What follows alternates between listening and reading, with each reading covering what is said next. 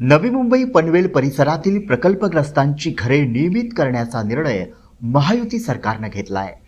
नवी मुंबई पनवेल उरण परिसरातील 95 गावांमधील घरांचं गुगल इमेजद्वारे महिन्याभरात सर्वेक्षण केलं जाणार आहे। याचा फायदा 95 गावांमधील भूमिपुत्रांना होईल। या आदेशाची कार्यवाही सिडकोकडून केली जाणार आहे। गरजेपोटी ज्यांनी बेकायदा घरं बांधली ती घरं नियमित करण्यासाठी अनेक वर्षांपासून शासनाकडे मागणी केली होती। ती घरं शुल्क आकारून भाडे करारावर नियमित केली जाणार आहेत। बिगर प्रकल्पग्रस्तांना दुप्पट शुल्क यासाठी आकारलं जाणार आहे।